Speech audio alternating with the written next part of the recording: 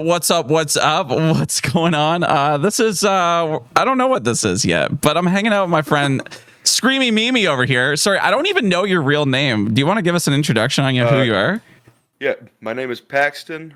I am the vocalist for Enda Vinera and Backstabber, and I tour with Brojob whenever they need to fill in. And that's about all I do. That's awesome, though. I just spend all day, every day screaming. That's a life. Yeah, it's a different life for sure. I feel like I'm the same way with my videos. That's all I do is do videos. So when you're screaming all day, what the heck are you screaming about? Different things, man, like Satan and like killing shit. Oh, that's just a good start. Do I have the right guy out here? He's got Cannibal Corpse in the background.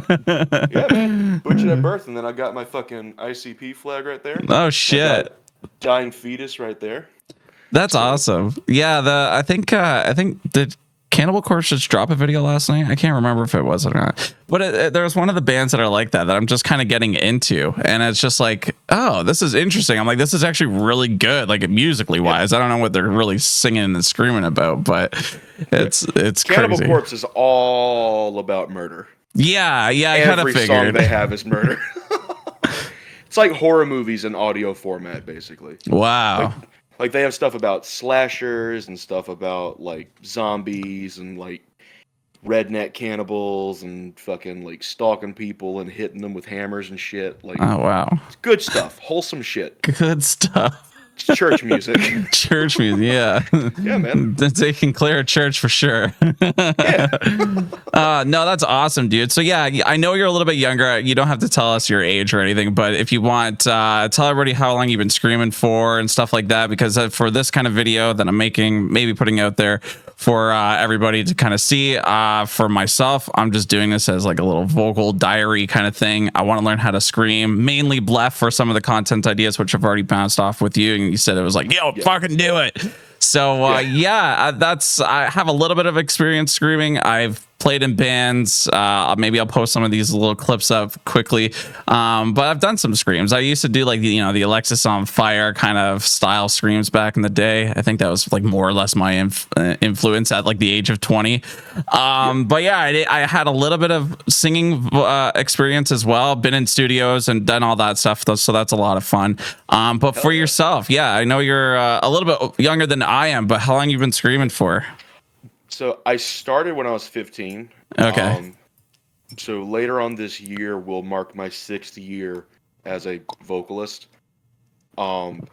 Admittedly, my first like 2 months, I was doing it very wrong. Yeah. Like very, very, very wrong, and I ended up bleeding from my throat a good bit. Whoa. Yeah. So I wanted to sound like Corey Taylor. Yeah. And to get that, I was just yelling. And if you yell too hard, you can hemorrhage your vocal cords. And you can just like bleed profusely from your throat. So after a while, I was just like, oh, fuck, what the hell is going on? And I got some recovery down, and I was like, okay, something's got to change, or I'm not going to be able to sing. Yeah. And then I found Cannibal Corpse, and I was like, oh, when I scream like this guy, it doesn't hurt. And I think it sounds cooler, so let me stick with that.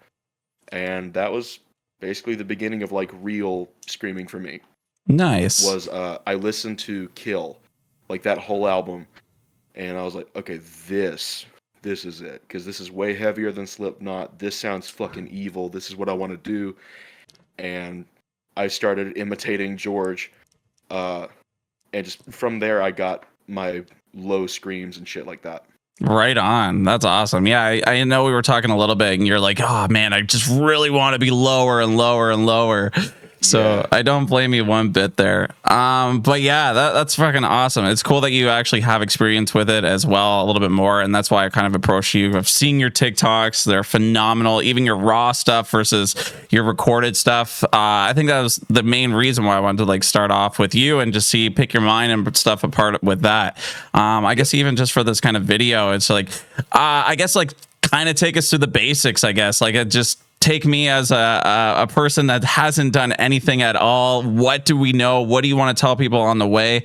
And also at the end of this video, if you guys are loving the vibes with Screamy over here, you can definitely get some lessons with him as well. And I'll leave all those links down below. So yeah. So I am a false chord vocalist, and that it means that I use my false chords to create my distortion. Right. There are two like main branches of it where like you have fry screams and false chord screams. And it's not as clear cut as that because there are some people who do both, and there are some people who kind of like mix it up and like have their own kind of style. So it's a lot more broad than just these two things, but for the sake of like, I don't know, keeping it simple. You got your fry, you got your false chord. I'm on this branch. Okay. Generally, false chord vocals are easier for most people to learn, but they're harder to control your breath with. So you will have to do a lot of like breathing control exercises and like build up your strength, especially if you're asthmatic, because I'm asthmatic and I'm fat. So I've had to do a lot of breathing control exercises to get this shit down. Another thing is that it's louder than fry generally, because there's a lot more projection. Right. With fry screams, a lot of times you're just sitting on that distortion and just letting it vibe, you know? But with false chords, and I'm going to turn my gain down, you are taking, which is just false chord distortion, and you're supporting that with your diaphragm and your lungs. Jeez. And from there, you can kind of like experiment with like mouth shape and things like that. This is for anybody, whether you're just starting out or whether you've been screaming for years and years and years. Resonance is your best friend. So the way that you position your tongue and the way that you hold your mouth, and whether or not you're closing off your nose, like your nasal passage, all those different things will control how you sound. Right. So taking a scream like this, if I wanted to make it lower, I don't have to do a whole bunch of crazy shit in here. I can just ooh, and then move my tongue a different way, and it becomes this. That's crazy. The formation and everything just changes, even the tones like that. It's kind of like those pop bottles when you like go hoo hoo hoo. I don't know why. The bigger the bottle is, the lower that sound is going to be. Right. I am a bigger dude, obviously, and I'm decently tall. I'm 6'1". So my chords are pretty big, and that's why I have that, and like I have a big ass neck, so that's why I have the sound that I do. What I always encourage people to do is to take inspiration from other people's sounds, but always try to have your vocal sound. So, like I brought up George Fisher earlier, I wanted to sound like him. I was kicking myself in the ass because I couldn't. But eventually I kind of broke through that little mental barrier where it was like, okay, well, what if I just do what he's doing with my voice? That would still be cool. So that's what I try to encourage everybody to do. Okay. If you hear something that you like, try to figure out how to do it with your voice. Gotcha. Because you can get pretty close to some other people's sounds, but it's never going to be exact. And beating yourself up over that is going to take all the fun out of this, and that's not what we want to do. Yeah, I've seen like videos with what's his name, the extreme vocalist guy. Yeah, long hair. And he's really good at mimicking like every single vocals. I'm like, holy shit! Like he's like, how to sound like CJ McConan, and then, like he just does it. Like in 30 seconds, and it's like, wow. I remember doing it on TikTok and trying to do a bluff from it. It was just hilariously embarrassing, but he's sick. He is sick as fuck. Yeah. Him and then Mark, I do not know his last name. Oh, Cardabox? Yeah. That dude, he uses his, I think it's called your arytenoidal cartilage. He uses those with his screams. And that's what gives it that sound. Oh. And the way that you kind of engage that is Kermit the Frog voice. And then you just kind of like relax into some distortion, and then like you take your voice out of it. Interesting. Somehow he mixes that with a projected scream. I don't know how the fuck he accomplishes that, but yeah, he's super fucking good. So yeah, there are a ton of people who make, like the Extreme Vocal Institute guy, he can match people, but his screams that he does like in his own style, they're also sick as fuck. Oh yeah. They sound like him. Yeah. And that uniqueness and like the ability to stand out, like even if you can mimic somebody pretty well, the ability to stand out with your vocals is what makes people go, holy shit. I 100% agree. Yeah, if you do something that no one else has heard before, people are going to be like, oh my God. Yeah, there's tons of bands I listen to that are like that, especially like Landmarks has a very distinct, Jamie from Polaris. Wage War kind of does as well, but I feel like he's more of the general kind of screams, but like even CJ McMahon,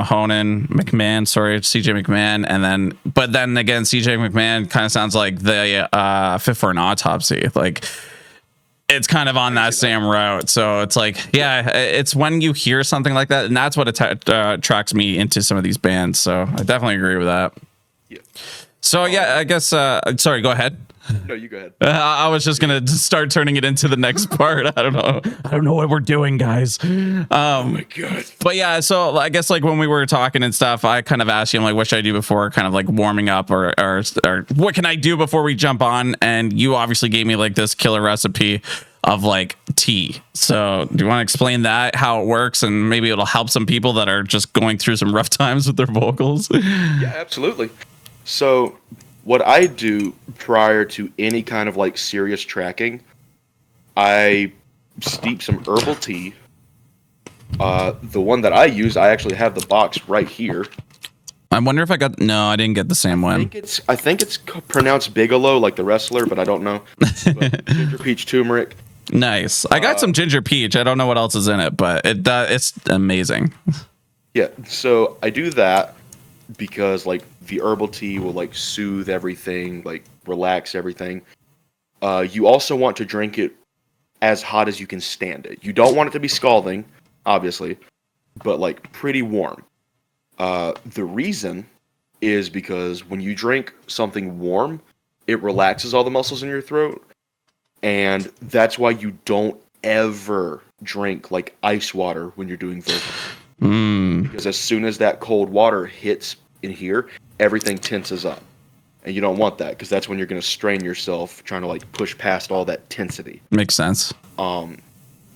And I add lemon juice to it. Lemon juice helps get out like phlegm and shit like that. And I put honey in it. For flavor, I personally just prefer raw honey. But any kind of honey works as long as it's like honey and not like honey flavored syrup. As long as it's honey, you're fine because that coats your chords. And there's a healthy way of coating your chords and an unhealthy way of coating your chords. The healthy way is stuff like honey and citrus and all that. The unhealthy way is with dairy products. Because when you eat something that has cow's milk in it, it tells your body to start making mucus. And you don't want that. That is very interesting. Yeah, so if I know that I'm going to be doing vocals a certain day, I will not drink milk, I will not eat cheese. Because I don't want there to be mucus in my throat. Wow. Okay, good to know. Yeah, and it's not like a make or break thing. Like you're not gonna, I ate a cheese cube and just fucked up the whole concert. Like, no, that's not gonna happen. But just for the sake of like, I want to be able to breathe in and not have a glob of stank go into my lungs. I just don't eat dairy prior to screaming. Cool. Afterwards, you can do whatever the fuck you want. Yeah. But yeah, tea, anything warm, like if you can tolerate warm water to drink to stay hydrated, do that. Is it warm water or like more or less room temperature water? Room temperature is fine. Okay. But warm will help you relax. Just okay. Gotcha. That's why like everyone prefers tea because nobody likes drinking hot water. But sometimes you don't have time for tea and you got to do what you got to do. There have been times, and I don't recommend this for anybody because it's disgusting. But there have been times when I'm really in a time crunch. So I just go over to the faucet, set it to hot, get a cup of hot water, and just put honey straight into that hot water and stir it up. It tastes gross because watered down honey is disgusting. Right. Like, it feels like you're drinking warm sugar. Yeah. And but it doesn't like taste quite right. There's something about it, dude. Man, it's just gross. I drink some nighttime tea sometimes to help me sleep, and it tastes so bad. It's not even the best thing. And we call it here in our house, we call it dirt water. So that's probably something that's similar, but not dirt sugar water, I guess. But yeah, that works. It's just gross. You would much rather get some good tea that you can really enjoy sipping on. Okay. Hydration is also stupid important. Like hydration, people. Hydration. I drink 2 of these bitches a day. It's important for health in general, but especially your vocal health. Because if you start screaming with really dry everything, it's just going to feel like you've been swallowing sandpaper. Like, you're going to hate yourself after you're done. Yeah. So best thing is to be as hydrated as possible. All right, good to know. So do you put lemon in your water as well? Is that okay? When we have it, yes, I do. Okay. We don't have any at the moment, but when we have it, I absolutely do. That's good to know, because like I've been sipping on this all day, so I'm like, I don't know if I should be drinking it with lemon or that, but like to keep all the mucus and stuff out. Yeah, it kind of makes sense, but yeah.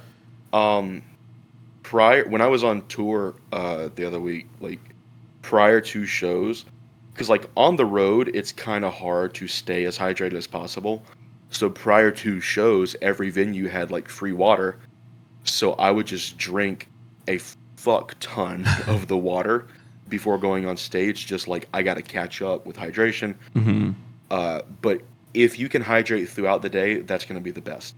Cool. Because hydrating last minute, you're kind of like, well, am I doing enough? Am I not doing enough? Am I going to piss myself on stage?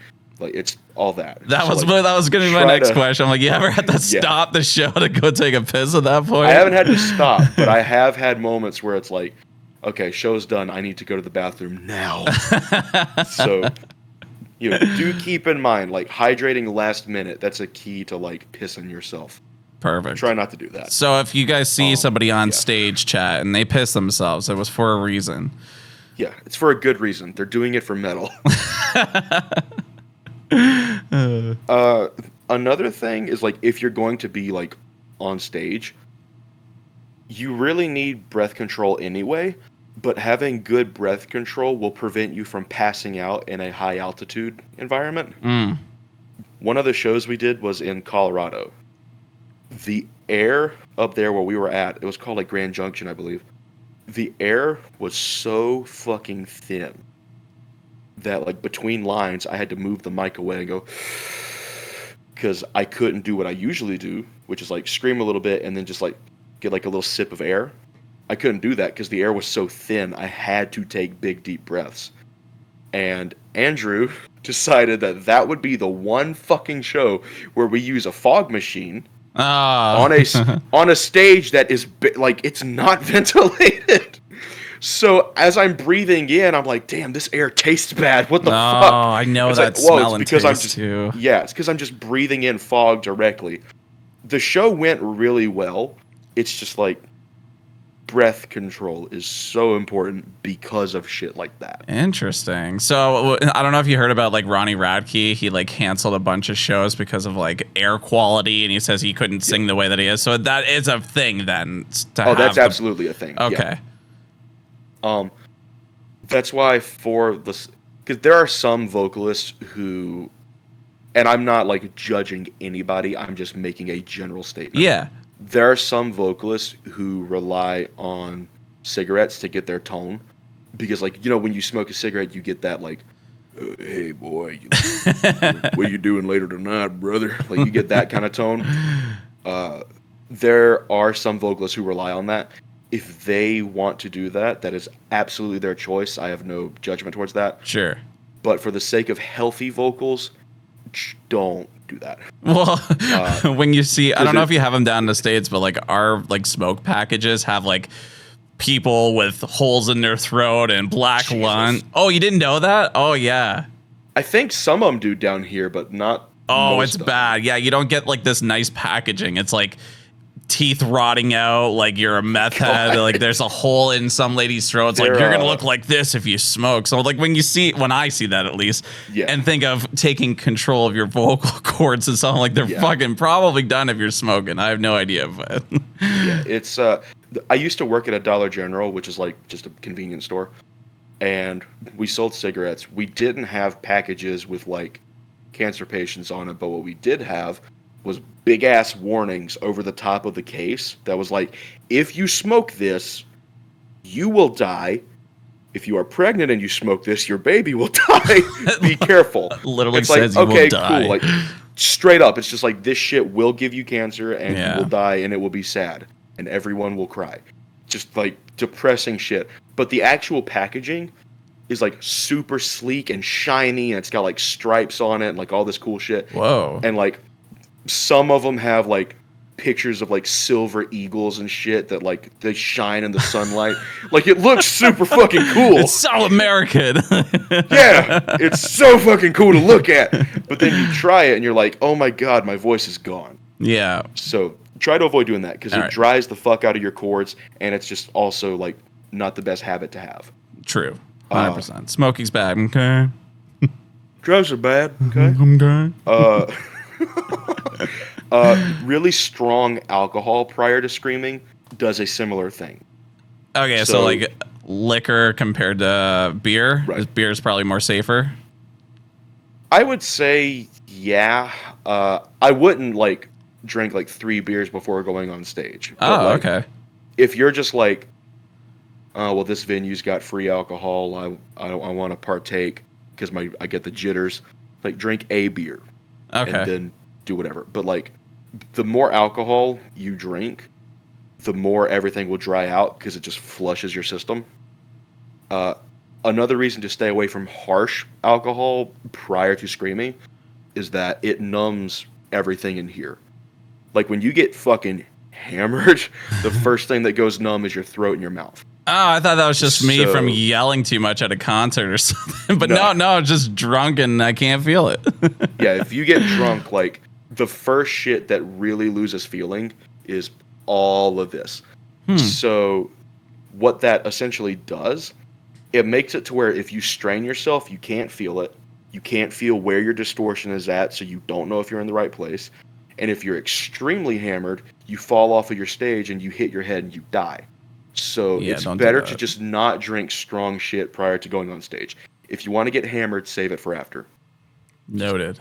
I mean, I'm not going on stage, but you could. I mean, I probably could. I don't know. I think it'd be really cool to do some cool things. Like if I actually got really good at screaming or something, to do like a guest song with somebody, it would be a lot of fun. But and that's something I want to talk about is that like if I get good, I want to do this. Everyone can. Okay. Like everyone can. So anybody can scream is what you're saying. Anybody. Because everyone is born knowing how to do it. Babies, the reason that they can go and not destroy their throat is that they're born knowing how to use their false cords. How'd that go again? If you have a baby like that, you gotta stop smoking cigarettes and crack. Oh my god. But yeah, the reason that babies make the sounds that they do without destroying their vocal anatomy, you're born knowing how to use your false cords. That's crazy. I never thought of that. Yeah.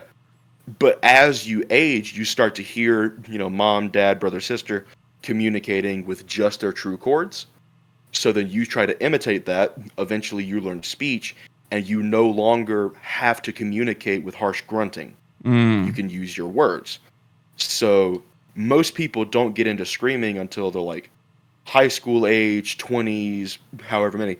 So for the average person, you're looking at 13 plus years of not using your false cords. That's why it takes so long. You got to build that strength back up. You got to like relearn, retrain all those muscles. But anybody can do it. Cool. That's very interesting. There are so many people in my comments that are like, I fucking wish I could scream. It's like, well, you can. You just have to take the time to learn it. Yeah. And that's the part that sucks, is the time. Because I've been doing this for 6 years almost. Right. I'm this close to 6 years. So when I do things, people are like, wow, you make that look easy. And it's like, well, at this point, it is. But when I first started out, dude, I was destroying myself for this shit. Yeah. So when you've been doing it for that long and stuff, and I know you've been, like, obviously you can scream really well now, and it's like, well, how long are you like practicing in between that? So like, I know you've been doing it for 6 years, but like, what is kind of like a practice kind of situation like? Like, I know you have to practice in that, but like, is this like an hour every single day, 365, or is it like, no? So yeah, maybe bring us to that. One thing that I do every single day is a false chord like isolation exercise. I sit down and I just rattle my false chords. And I do that for the sake of muscle memory, so that when I start to scream, it clicks right where it needs to. I can just relax and I know exactly that my distortion's where it should be. Mm. So that literally is just me sitting down and going for about like 5 or 10 minutes a day.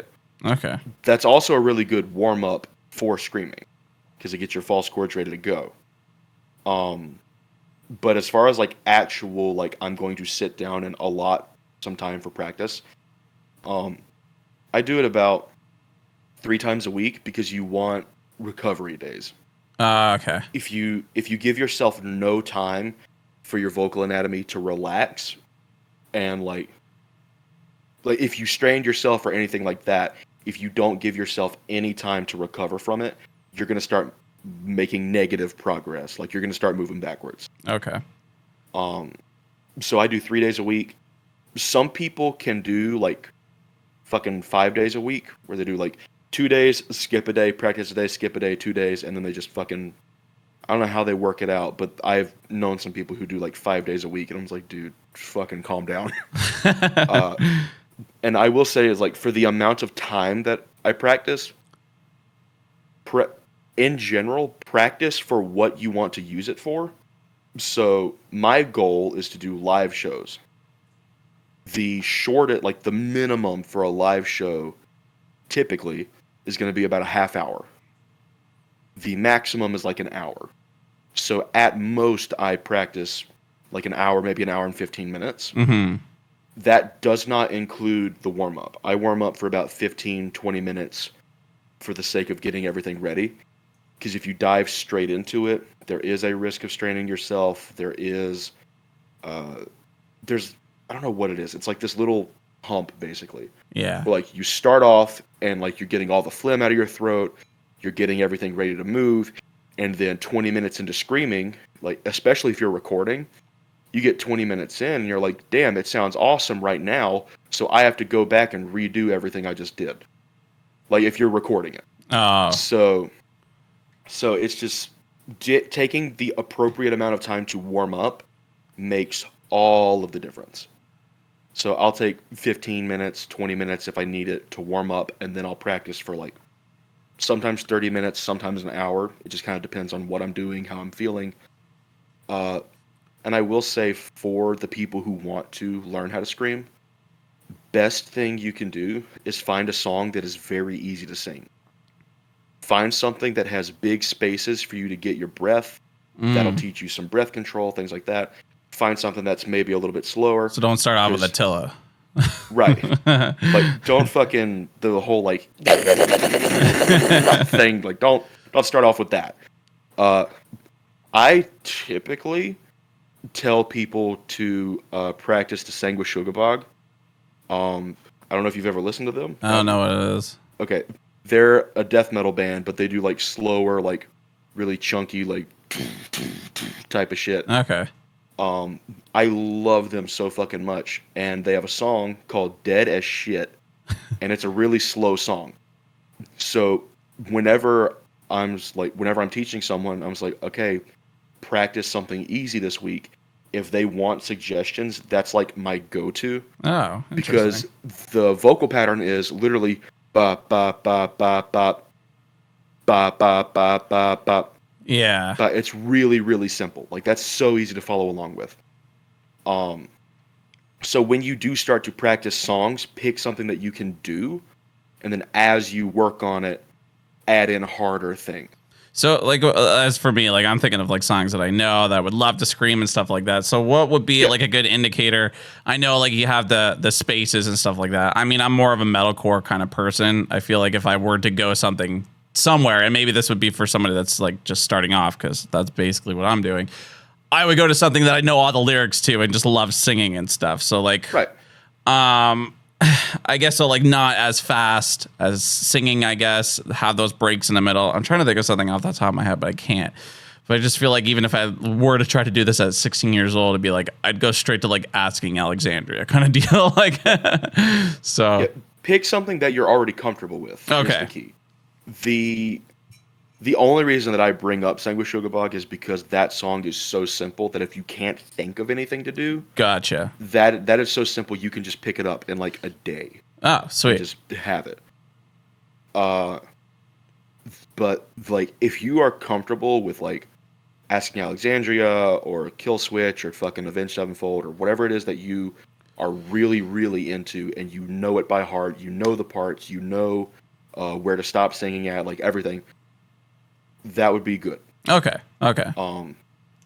And always like try to do something that you will enjoy covering. Oh, okay. So like, if you absolutely despise whatever artist, don't cover their music. Like, just stay away from it, because when you take the fun out of it, you don't want to do it, and it becomes a chore. True. And that's not what we ever want this thing to be. Like, we want it to be like, hell yeah, I get to scream today, not like, fuck, I gotta practice this bullshit. I fucking hate everything. Yeah. Like, we don't want to do that. We want to keep it fun. So like, finding things that you love to do is good. Perfect. That's good to know as well. Something that I do during practice is I read things in Scream. Like, I read things out loud. Okay. Like this T, and I'm turning my gain down again, but like, I don't want to like clip. Oh, it's probably already turned down. Yeah, but like this. Like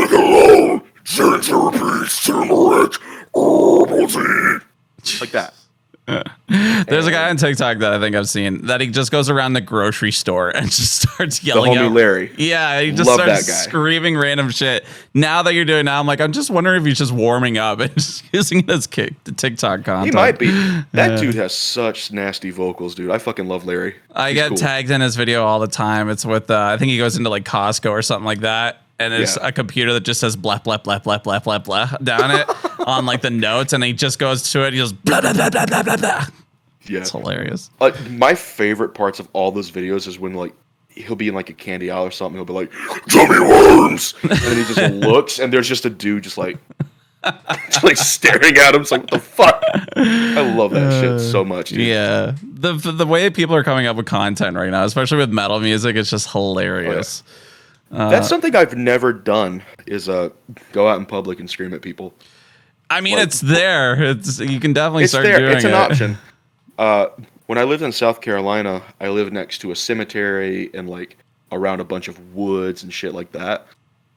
And I would practice like at nighttime. So there were some instances where there was one instance in particular. I was outside practicing, and it was like November, and we have wild boar in South Carolina. Oh. Which like at this point they're kind of getting everywhere because they're very invasive and they fuck a lot. So like they're just everywhere. And they're dangerous as shit because they're not scared of anything. Like, they will fight you and they will try to kill you. Whoa. So if you ever see a pig in the woods and you don't have shit on you to protect yourself, just don't engage. All right. But we have hunters in South Carolina who like go for those specifically because they're invasive and because they're so destructive. And I was outside just like, and all of a sudden, like down the road, I heard. And I'm like, okay, something's going on. Because it is 3 a.m. There is no reason for someone to be coming down here that fast. And this truck comes like careening down the road and pulls into our driveway. And I'm just like, okay, I'm going to die. Like, this is it. This is how I die. And he comes flying and hits the brakes like hard enough to make them bitches squeal. And it's just like, He rolls down his window. He's like, "You need to get the fuck inside, boy." And I'm just like, "What?" It's like, "You didn't hear that shit? There's a hog in these woods." And I was like, "Yeah, man, I heard it. I didn't know what it was." He's like, "Yeah, man, that's a boar. You need to get inside." And I was like, "All right, man, thank you." He's like, "You're welcome, man. Stay safe." That's hilarious. Because boar will make the most gnarly sounds on the planet. Interesting. Like, they make really low guttural sounds and they make squeals. I will say, the most like metal animal noise is a koala's mating call. What? Have you ever heard it? No, I have not. They just sit in trees and go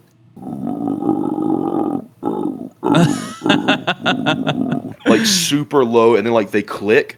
So it's like if you That's heard that creepy, yeah. shit, you would be like, "Yeah, that's the devil in that tree. I'm not sticking around."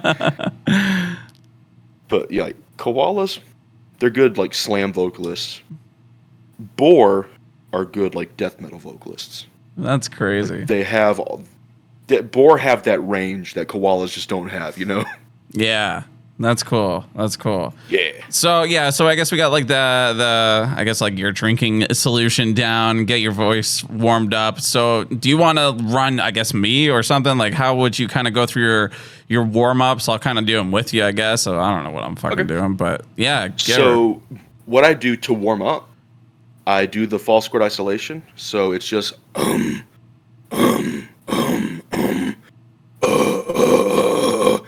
your distortion is basically like the same place that it is when you clear your throat. So when you go, it's up here. It's like pretty high up in your throat. Like, we brought up Cardavox Academy earlier. The way he put it was, if your vocal anatomy is a 3-story building, your false chords are in the attic. Oh. So it's like, it's up here. So like you should almost feel it in the back of your throat, I guess. I wouldn't say the back of it. So the place that I always feel it is where like your mouth and your throat connect. Like basically like up behind your tongue. Okay. I don't know how well you can see it, but it's like that guy. Yeah. It's like, so if I just walked up to you and I was like, "Ohrion, you have to go out right the fuck now and like clear the driveway and wash my car, and you're not getting paid for it," and you sighed because of that, you would just be like, yeah, I heard Jared Dines do that in one of his videos, I guess. It's just like you're pissed off, like, that's your false chords. Okay, gotcha. And you learn how to hold out that sound longer and start supporting it.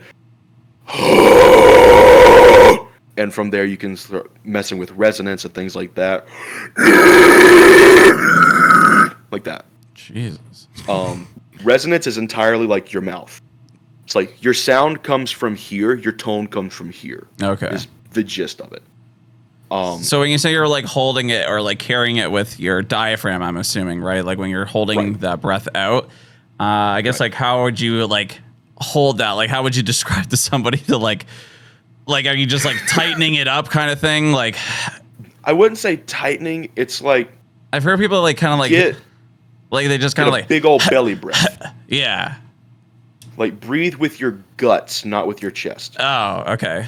Like when I'm on stage and like performing, I do all kinds of crazy shit. Like I'm like being a fucking freak. But like for the sake of safety, because like you can add all of that shit on top of proper technique. Mm-hmm. It's like that's not necessary to do proper technique. Breathe with your stomach. So when you breathe, your stomach will move. Your shoulders might move a little bit, but it's not like that's not what you're doing. It's stomach breathing. Okay. It's like big old belly breath. Use your stummy. And using that to support everything. Something that helps some people with projection is imagine that like you're in a big ass auditorium and your homie's on the other side of it, and you want him to hear you, but you don't want to yell.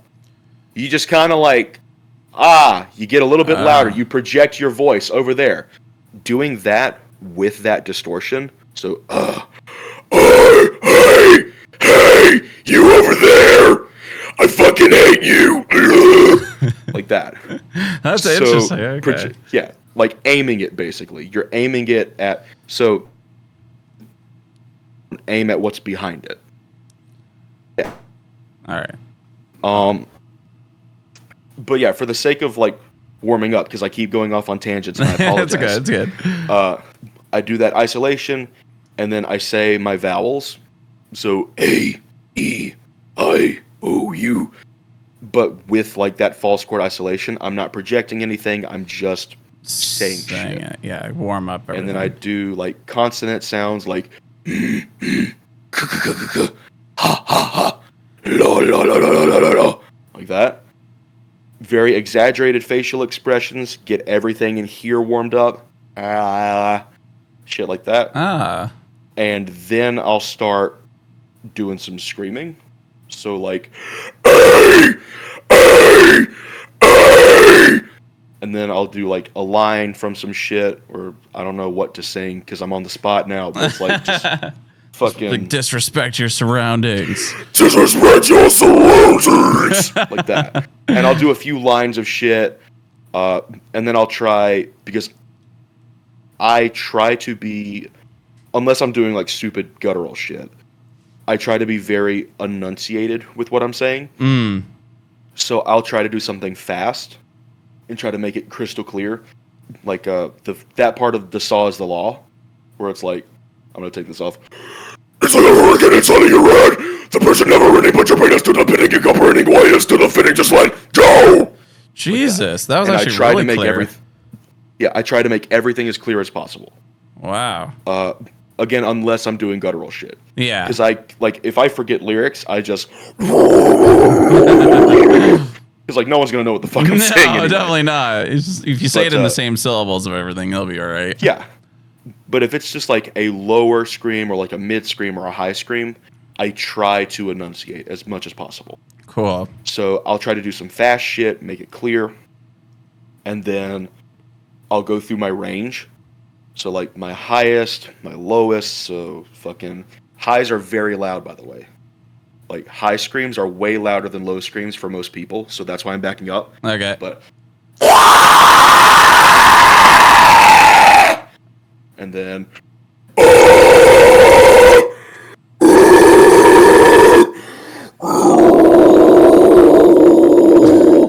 and then that'll be my range, and then I'll start like whatever I want to practice that day. So if I want to get like a deicide song knocked out to where I can just sing it, I'll pull it up, listen to it, scream along with it, do that a couple of times, maybe 3 times, move on to something else. And after about an hour of like going through that and then doing like different screams and messing with resonance, which is the whole like do your mouth this way and do your tongue this way and blah blah blah. After about an hour of like just a mixture of that, I am basically done. I will typically get a hot shower like right after, because that steam moistens everything.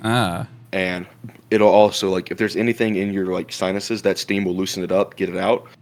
That's why it's also good to do a really hot shower before vocals. But I always do it, like, I do it before a lot, but I also will do it after, just because, like, I try to keep my shit as cleaned out as possible. That's cool that you actually take the time to do all that, though. Because, like, I mean, even when I was in a band, I didn't do any of that shit. I mean, I did vocal warm-ups and stuff, but I felt like it took, like, forever to do them. So, like, even going to listen to you, how you're doing your warm-ups and stuff, it sounds like it's not even super-duper long. And if anything, you're singing along with your favorite songs, and it doesn't feel like work. Right. So it's, like, everything that I do, I picked up over the years, like from people that I look up to. Yeah. It's like that whole steam thing. I got that from George Fisher, the Cannibal Corpse vocalist. Yeah.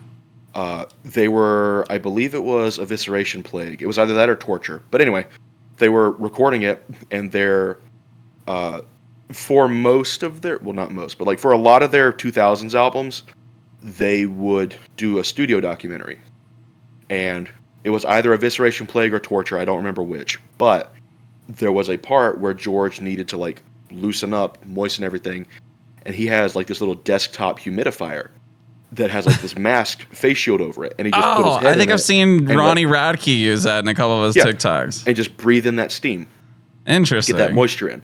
So that's why I started doing the shower thing, because I don't have a desktop humidifier. Yeah, nobody got money for that. Yeah, the dairy thing I got from Glenn Fricker, which he's not a vocalist, but he's like this phenomenal audio engineer. So like whatever he says about like, hey, I had to learn about singing so that I can help people. So if you do this, blah blah blah. If you don't do this, blah blah blah. I take it seriously because he's been doing it for however the fuck long. So he was discussing like ways to be a better singer, and one of the things was like prior to singing, avoid dairy. So that's why I got that. I think I had some cheese too before I came on. Yeah. Well, as long as like you're washing it out with something, you're pretty much fine. It's just like if you chomp down a fucking brick of Monterey Jack and then try to scream, you're gonna be choking. Oh, okay, gotcha. So yeah, Like, don't use a smoothie, a milkshake before you go scream, or like have it on stage. Like with if you want to coat your fucking vocal cords, either get throat coat or do some like honey lemon tea shit. So what is throat coat? Coat it healthily. Some kind of like medicinal tea. I thought it was like the spray that you're saying don't use. Oh, it's numbing spray. You said don't use. Numbing spray. Never use that when you're doing vocals. Okay. If you fuck yourself up and you need it the next day to like relieve pain, go for it. But during vocals and prior to vocals, do not do it. You don't want anything that takes away the feeling in your throat, because you want to know your distortion's in the right place, and you want to feel like if you do fuck up, you want to be able to feel that so that you can take a step back, gauge where you're at, just be like, what did I do here? How can I fix that? So speaking on the topic of that, I know we're kind of all over the place on this, but so when you're saying like, I'm just literally talking to you like if I had, like saw you in the fucking venue and you're giving me some fucking tips in that. Like when should you stop and realize that you're like hurting yourself or you're not doing anything right? Like I know, like I'm sure you'll feel it in your throat, but like even going through warm ups and stuff, I don't want people to be destroying their vocals or anything. But right. So listen to your body. So if you are trying to get like this one scream perfected, and you get to a point where every time you scream, like right after your scream, your throat feels like really, really hot and scratchy on the inside, stop. If you are shoving your larynx down to try and get lower, and you start like getting muscle pains in here, stop. It like your body will tell you like, hey dude, you're fucking up, you need to fix this. I will say when you first start out doing these things, there's 99.99999% of the time there is some scratchiness.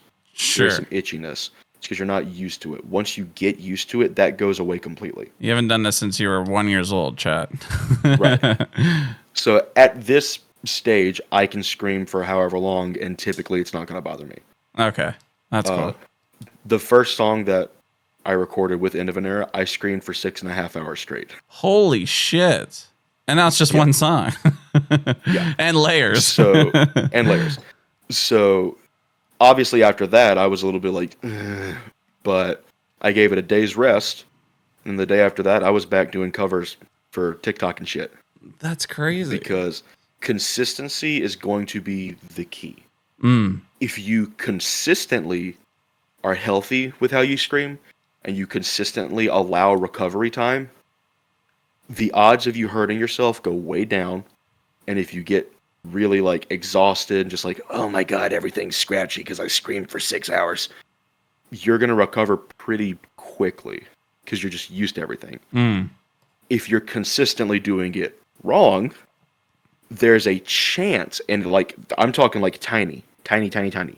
There is a chance that your body can adapt to that, and that'll just be your thing. But the average person is going to annihilate their vocal anatomy long before any kind of adaptation takes place. So it's better to be safe right off the bat. Yes. Like the vocalist of Napalm Death, he yells. That's all he does is just yelling. He's done it so fucking long though. He continues to go on tour to this day, just yelling, shrieking, carrying on, and he's fine. Your average person is not going to be able to do that. No. And you don't want to risk that anyway. Like, right. The guy who sang on that album right there, Chris Barnes, he annihilated his vocal anatomy. That's why he sounds the way he does now. That was Butchered at Birth was the first album that he started doing gutturals, but his vocals were never healthy. He was always like shoving and pushing and squeeshing and squelching to get these sounds, and over time it did damage. And you can hear it pretty early on. Like if you isolate those vocals, you'll hear his voice cracking and things like that, which I'm not saying if your voice cracks you're a bad vocalist, but I am saying that if it's cracking consistently and your distortion wavers a lot and it sounds like when you scream, that is a sign that your distortion is not where it's supposed to be and your chords are fucking crying out for help. Oh, jeez. So, yeah, so if you compare that album to 6 Feet Under's 2020 album, he does not even sound like the same person. Oh, yeah. His screams are not screams anymore. It's him talking with a little bit of Yeah. and that's all he can do. I guess that's kind of like on the Asking Alexandria kind of side. I mean, like he does more singing now, but like even when he did come back to scream, I feel like you can tell there's a difference in Danny's scream. Right. So I think didn't the Bring Me the Horizon guy? His name is Ollie, isn't it? Yeah. Yeah, he fucked up. You can tell you're not a metalcore kid, eh? I'm not. Death metal. I was kind of realizing that while we're going through. I'm like, Asking Alexandria, Wage War, and I'm like, this guy's naming off Cannibal Corpse and this and that, Napalm Death. Like, even though I only perform, as of right now, I only perform like deathcore and shit, 90% of like what's in my library is like death metal and slam and shit like that. Yeah. Just because like that's what I prefer. I like that aggressive, nasty sound. I have recently started to get into metalcore. Yeah. But I'm still at that like basic bitch stage where it's like, yeah, I like 3 Avenged Sevenfold albums. I like metalcore, and like I don't know anything else about any other band. I don't even listen to them. So. Yeah, I barely do. But like, I will. Like, I'm starting to really appreciate that like dichotomy of like, here is super aggressive, but this part's happy. Yeah. And this part's clean, and this part's nice, and this part like makes you feel like big inside, if that makes any sense. Yeah. You rarely get that with death metal unless you start getting to like more melodic shit, like fucking Amon Amarth and like Arch Enemy and stuff like that. Amon Amarth, that's how you say it. I think I've been saying that band name wrong the whole time. I think I call it don't know if I'm right, Amaranth. That's what I kind of So it's like some people say Amon Amarth and some people say Amon Amarth. Oh. And no one corrects either side, so I guess both of them are fine. That was like when I found out about the band. What was it? Oceana or no? Oceano? No, not Oceano, but that might be another one as well. Oceano and then Ocean O. Ocean State, Alaska? No, I can't remember it now. Another one was Chiodos. Chiodos. Do you know the band Chiodos? I got no idea. Metalcore band. Fuck. Yeah, never mind. Don't worry about it. We're on like different sides. We are, which is kind of interesting to have these conversations as well. You have a metalcore person, but like, and I've gotten into the deathcore stuff. Like the Artist Murder is kind of like a little bit more of my gateway into it, and Slaughter to Prevail is more, I guess, the deathcore side that got me in, and that's just from doing reactions. So it's kind of cool to hear this and like what I'm kind of used to. And I grew up playing in like a punk rock band, so it was it was a little bit more metalcore and like punk rock. So I have a little bit of singing experience in that. and I love pitches and stuff. So maybe one day, but I can start doing like some full covers and punk rock stuff. I would love to take punk rock stuff and turn them into like metalcore kind of thing. Fuck yeah. But I think another question that I have for you, I don't know if this applies to you at all, because you sound like you have the space to do this. I live like in a shoebox in a condo, so there's people above me, side me, all around me, like an apartment building. So how would you go around that in terms of like practicing or even screaming and stuff like that? So I would, as far as like projection and shit, I would be doing that in the car or outside, because I used to live with my family. Okay. And they are not about metal at all. Oh no. Like, I grew up in the Bible Belt. Oh, so, did like, you? Okay. Yeah. It's like none of this shit flies down there. So all this metal music you're listening to is because of your family then, because probably pretty much. My dad, dude, like he would buy. I don't know if you're a wrestling fan at all, but he would buy in the early 2000s.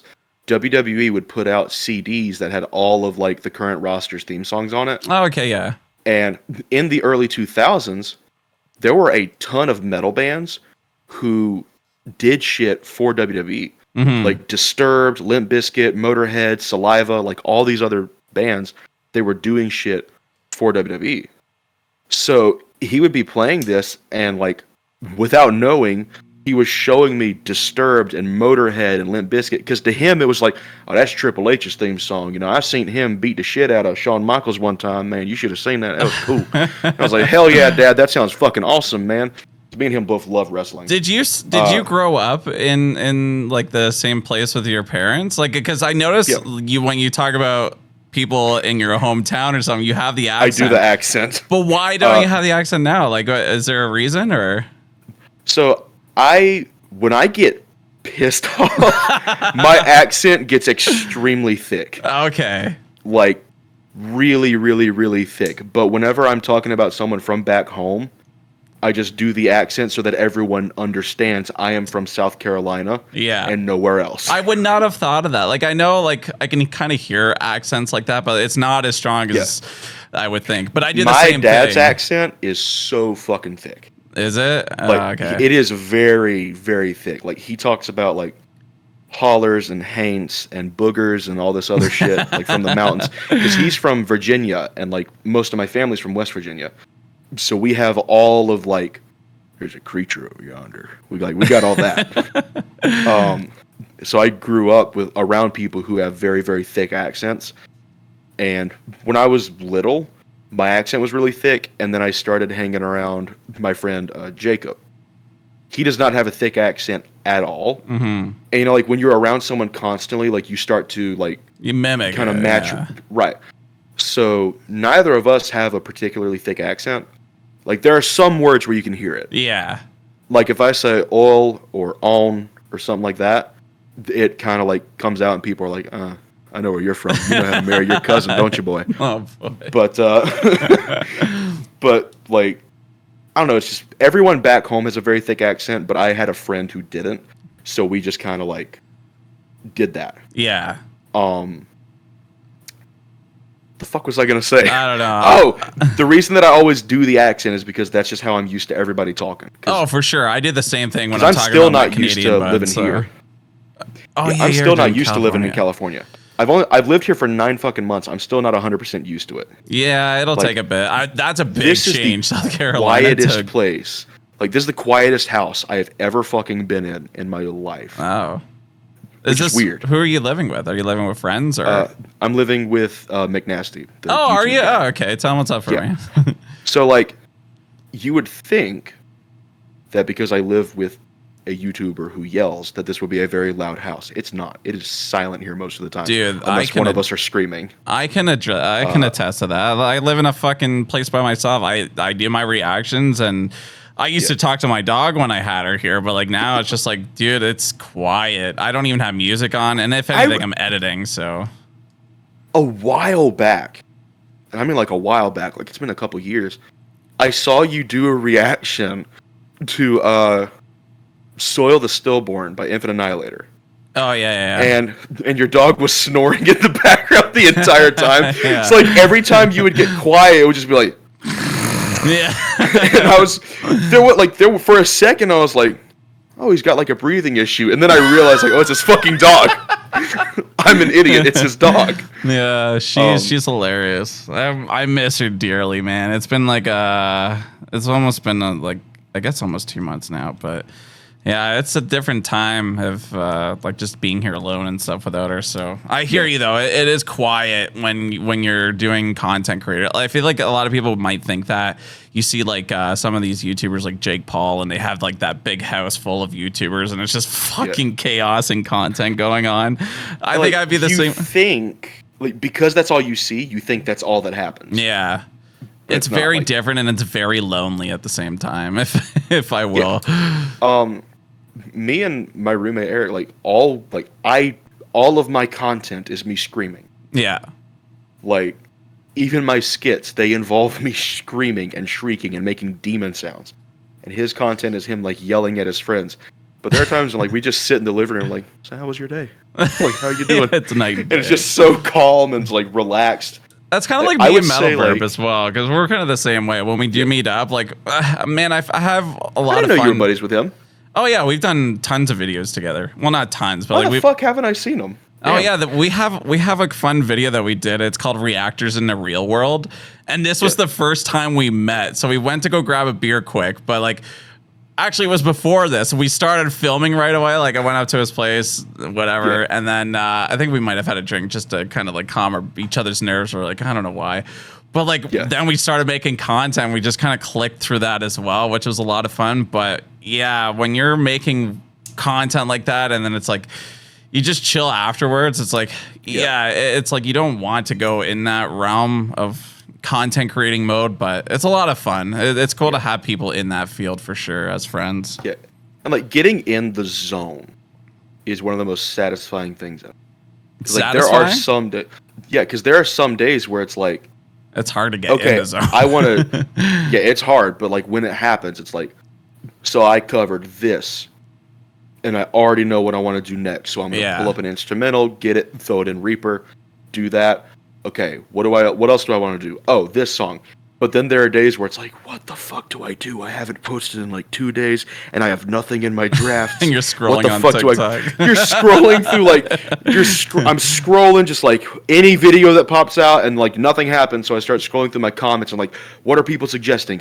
Everything is things that I have done 1,000,000 times. Yeah. What the fuck do I do that's How do new? I take this video again and do it again? Yeah, there are some videos where like I've covered the song like 1,000,000 fucking times, but I try to do it differently every time. Yeah. Like the Shadow of Intent, like Heretic Prevails. I've covered that breakdown many times. Like even before I had a proper setup and I was just raw into my phone. I've covered it. But I did it again the other day. And 55,000 views. Like every time I do that breakdown, it does super fucking well, but I always try to change it up.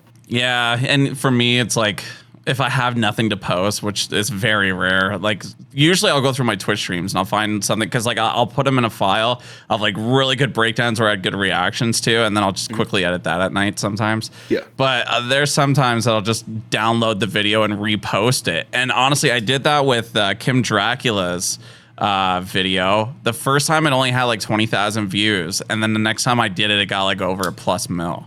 And it was the same video with the TikTok logo on it. I'm like, this is fucking. I mean, we. It's weird. When I first started doing TikTok, there was this weird thing where it was like, people were very open about is like, this is a repost because the first one didn't get enough views, and I was like, how why the you fuck gotta does say that work? that? Well, it was that, but it was like, how the fuck does that work? Like, because if it didn't get promoted the first time, why is TikTok suddenly going to promote it? But then I would go to their page, and it would be like the first time they posted it would have like 3,000 views, and then the second time they posted it would be like, oh yeah, 65,000, and it's like, what the fuck? Yeah. What is this? Honestly, I feel like it has to do with like the time of day that you post stuff sometimes. And I've been heavily down into like how the algorithm works and stuff. It's not healthy, I'll tell you that. When I first started, I was like, okay, I have all the East Coast times memorized. So from 7 to 10 a.m. is a good time.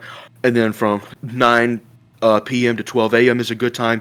Outside of that, nothing. So I had to do this and this and this. Yeah. And eventually I got to a point where I was like, dude, no one fucking cares what time I post. Either they see it or they don't. I am tired of losing sleep over TikTok. Yeah. So I just got in this very, like, it was kind of a relief, honestly. Yeah. Because it was just like, you know what, man?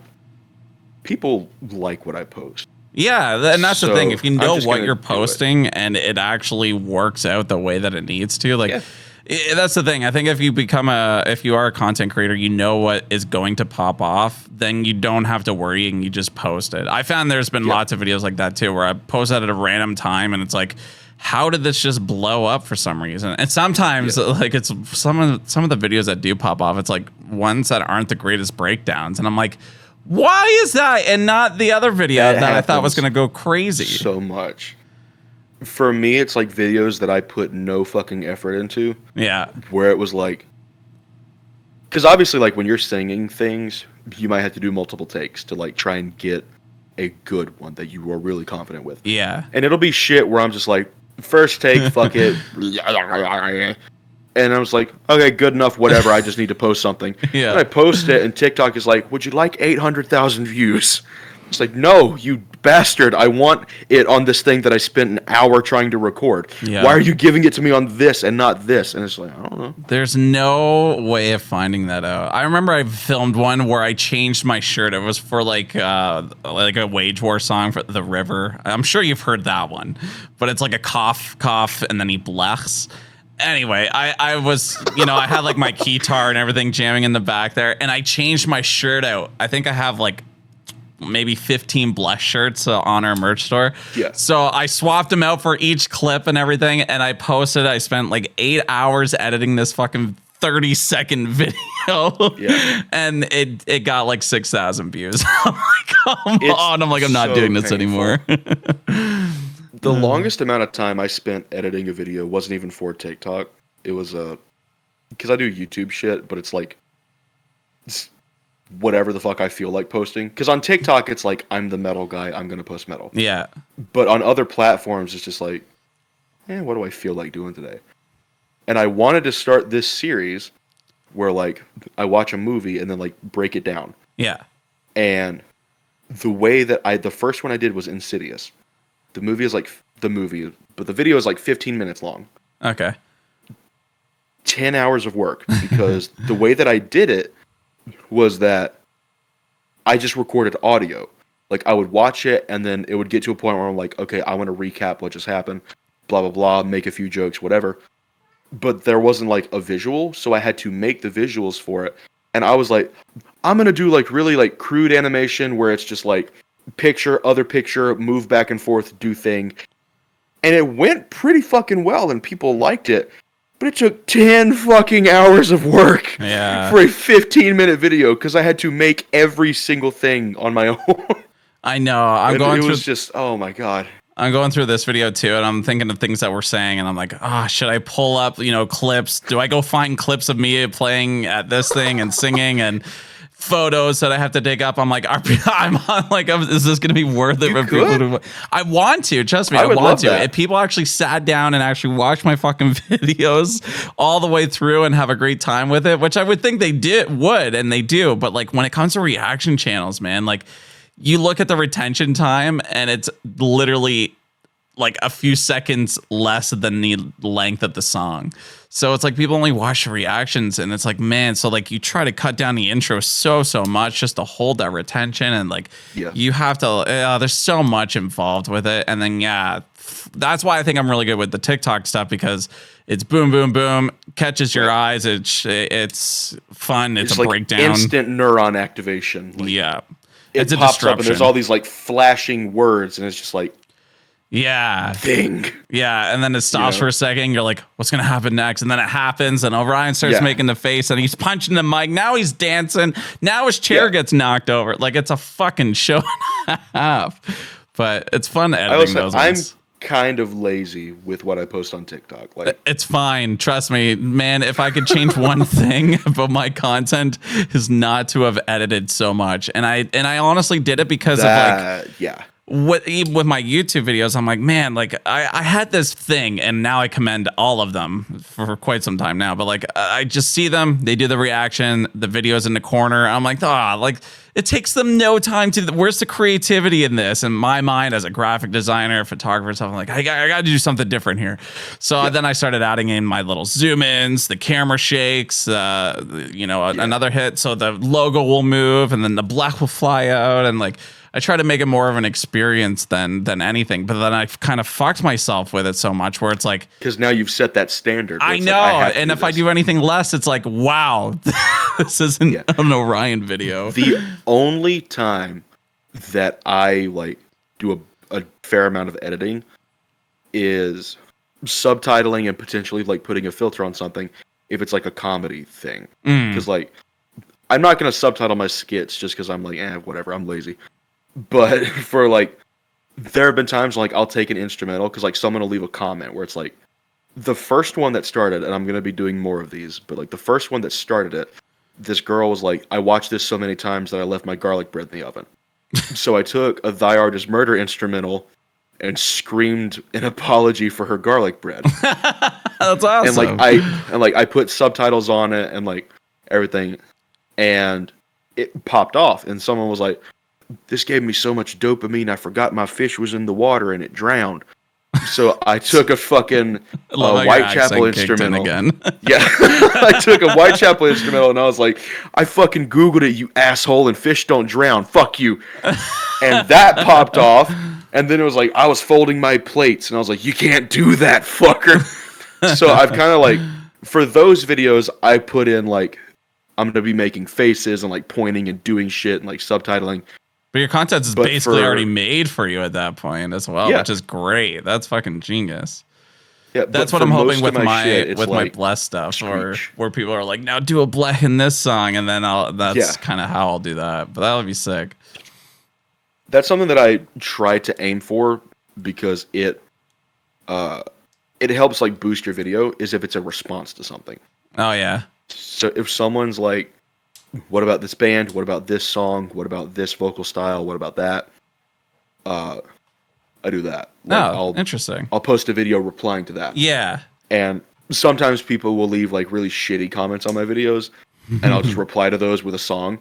Like, if someone's like, this is satanic, I will cover like Deicide or some shit, which is like objectively satanic, just to be like, hey, fuck you. And because like it'll pop off because people are like, I see what you did there. Because like the people who are in the community who like, because I appeal, because like, all of my influences for my vocals are death metal guys. Yeah. With the exception of like Phil Bozeman. But like all of my lows and shit, it's because of like George Fisher and Glenn Benton, and fucking, I think his name is Johan, the guy from Amon Amarth. And then for my high shit, it's like Travis Ryan and all these other guys. So because of that, and because like I cover some death metal a good bit, I appeal to the death metal crowd. Yeah. So if someone says something stupid and I'm just like, this reminds me of a song, and I play it, people are like, I fucking get it. I get the joke. You picked a good song. And I was like, hell yeah. It makes me just, I don't know, it gives me like that serotonin boost when people are like, because like anyone can be like, oh, the joke is that metal scary. But when someone's like, oh, I get it because I know that song and like I know the lyrics and I know what you're saying, it like, I don't know, it just gives me this like proud like, yeah, I'm the guy. Yeah, you know? You're proud of what it is, and you're surrounded by the people that like know and love that music as well. So you connect with them on a different level as well, and then they just keep coming back with shit. No, that's fucking sick, man. No, I'm glad you're doing really good with it. I loved your stuff, and I obviously like I've used your video as well. Like, there's only one time that I did, and obviously I asked you before I did it, and some people still think to this day that it was me doing the vocals. And I'm like, I scrolled through it. I scrolled through it, and like I was laughing so fucking hard because there were so many people like, get in the band, and I'm just like, they don't fucking know. I know. It made me so fucking happy. That was fun. So I love shit like that. Have you seen like the dubbed in deathcore videos? I don't think so. So, my buddy, he does dubbed in deathcore. He's the vocalist for Wretched Tongues. Okay. And he has like a black hole for vocals. Like, it is unbelievably dense. Like, it sounds insane. Like, the sounds this motherfucker does, like, I don't know how. Interesting. Like, I can't even begin to understand the sounds that this dude does. But it's like, oh my god. But anyway, he'll do these videos where, like, he'll take a clip from, like, a TV show or, like, a YouTube video, and he'll replace the audio with screaming. Oh, I think I have seen those. Yeah. Yeah. So, I think Kyle Anderson from Brand of Sacrifice has done one, too, if I remember right. I might be wrong about that, but I think. But I was like, man, fuck it. Like, he's not going to get mad at me for stealing content ideas. He's fine. Because he's my friend. Like, he's a cool guy. Sure. So I did one of... Have you ever seen that SpongeBob episode where they're in boating school together, like SpongeBob and Patrick? And there's this bit where SpongeBob was like, I hate you, Patrick. And fucking Patrick's like, I hate you more. And like they just go back and forth. I did that. Okay. And someone used it in like a Warhammer 40k meme. And everyone was like, dude, that was fucking sick. And one person out of the entire like gaggle of people knew it was me. And he tagged me in and he's like, this dude's cool. I was like, hell yeah.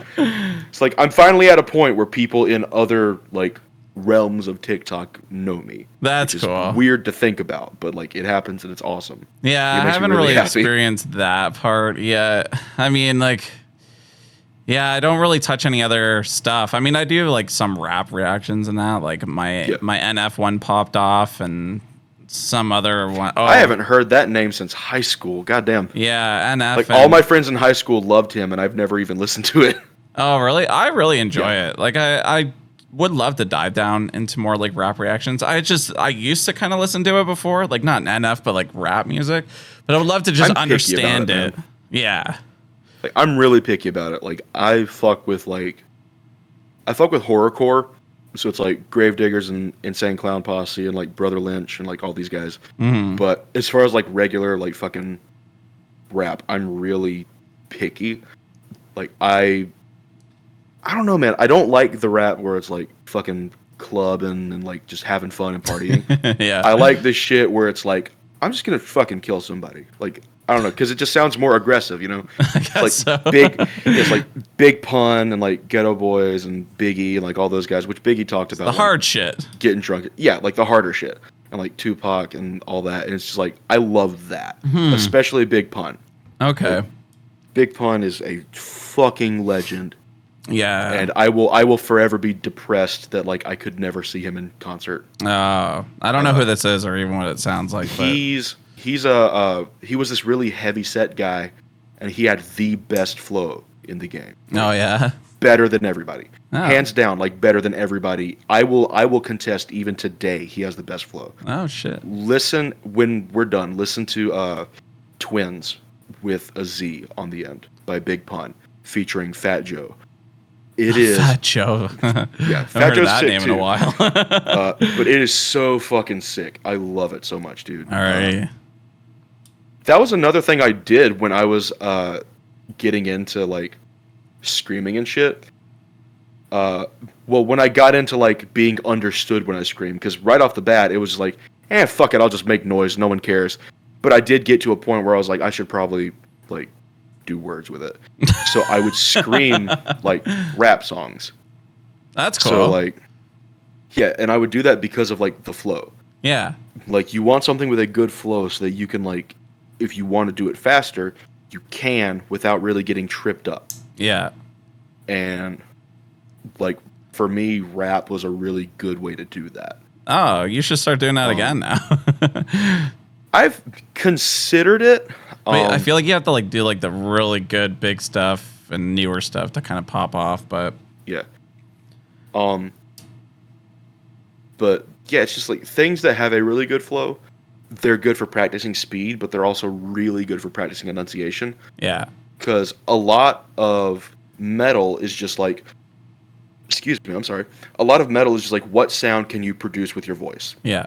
But with rap, it's like, how can we take this and make it complex while making it mean as much as possible? Yeah, and flow like complex and... sounding while meaning everything, you know? So you're doing all of these like acrobatics with it instead of just like, I'm going to noise now. I'm done noising. Bye. With rap, it's like, no, you gotta fucking put work into it and like flow and just be good at that. Because if you can't like flow with lyrics and you can't just like sit down and just like blah blah blah blah blah blah blah blah blah, you're gonna be tripping over yourself when you start doing faster shit in metal. Yeah, you know, for sure. And I know that like rap metal is a thing. I am not listening to that. I will just listen to plain rap and fuck with that. Rap metal is like, I don't mind when people rap in metal, right? But rap metal as a genre, I'm just like, maybe don't do that. Yeah, I haven't heard too much of it, to be honest. Like I've been really getting into like the dubstep, like deathcore and metalcore shit. Like, yeah, though that's a lot of fun. Pretty sick. It's hype, it's fun, it's moving, and like every time I post one of those videos on TikTok, it goes fucking wild too. So I'll post every one of those every once in a bit, but it's cool. Fuck, man, we got so off topic here. Sorry for everybody listening. This just kind of turned into a podcast at the same time. Yeah, my bad. I'm very bad at like going off on tangents. Oh, so am I, man. I am, and usually especially when I do my podcast and that, like I haven't done any in a while, just because I've been trying to get things flowing with my editor and my guy that does my emails. But like I usually have a list and just stay on topic, just to kind of go through the flow. But I'm just kind of thinking of how we can kind of wrap things up here. But like obviously you kind of told me like where we kind of left off, like what can I do to scream, or where can I scream, and it just went in a whole different circle. But going in your car and stuff like that, maybe going outside out where no one is around. But and while you are in your home, and I do this because like my roommate's sleep schedule doesn't always line up with mine. And there are times when like he'll be asleep and I want to practice, but obviously I can't be like screaming because that's going to wake him up and I don't want to be an asshole. Yeah. So something that you can do very quietly, you can do that false chord isolation, but you can practice resonance quietly. Okay. And the way that you would kind of go about that is just whispering and then like changing your mouth shape and your tongue position. So like instead of that changes the sound of it. Right. So I feel like you can just scream. I feel like you can just kind of like get the sound of that a little bit more, like a little bit more, I guess, defined sound. I guess I don't know. I feel like I could get more out of that. You can do it with your. You can do it with like your voice and shit to get more of like, what does this sound like? Because I'm just doing whispering as an example. Yeah, because you can be like, and when you scream and you go, it changes the sound of it. Interesting. But it's way quieter to just like I think that's where I was wondering as well, because obviously like, I'm in a condo as well, and like I don't want to be sitting here screaming all fucking day, but as much as I already do that with my reactions, my wife is like, she's like, you're not going to be screaming, like, you're not going to get us kicked out or anything. I'm like, no, we're going to be fine. Like it's like I can practice stuff without screaming. But I'm lucky that I live with a bandmate. Yeah. So like he expects it at this point. Like if he doesn't hear you practicing, he's gonna kick your ass. that was one thing we kind of talked about, because like I told him I was going on tour. I had like 35 hours notice, right, to like memorize 11 songs. Like it was a very, very last minute thing. So I told him, I was like, yo, by the way, tomorrow I'm going to Florida. I just wanted to let you know. He's like, okay, cool. I'm glad you did, because like I would like in the middle of the week, I was just gonna be like, I haven't heard anybody screaming in a while. You're just gone. He was like, I wonder if he's dead, and like he just opens up the door and it's just empty. You're like in your third state out, and he's like, bro, where did you go? I will say the toughest part of tour is that traveling aspect of it. Yeah, I bet. Like we drove in a van from Tampa, Florida to Spokane, Washington.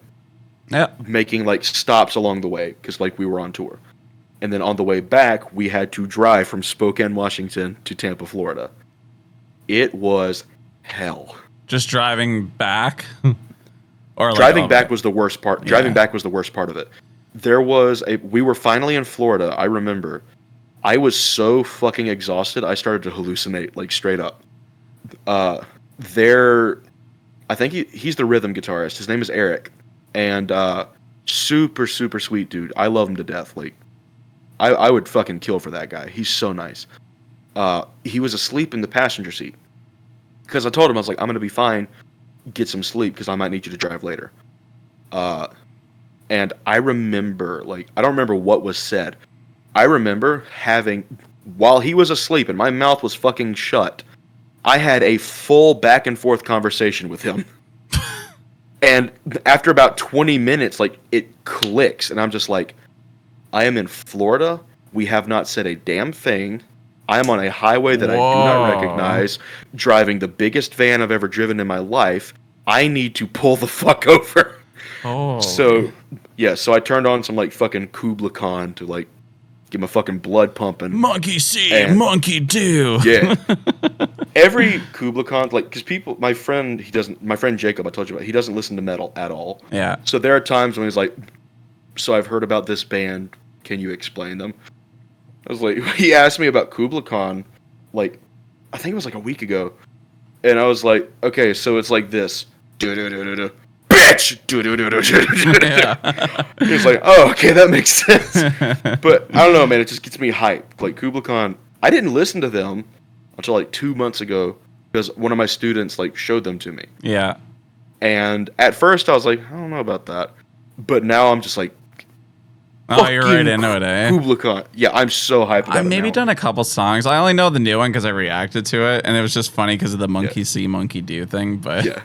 I really like Paleface. I don't know if you listen to Paleface at all. I've heard a few songs. They I like them pretty really good. I think, like, in that kind of, like, Kubla Khan kind of setting, that like hardcore but like deathcore at the same time. It's like, holy shit, this is fucking, man, my reactions are just wild every time they drop a new song.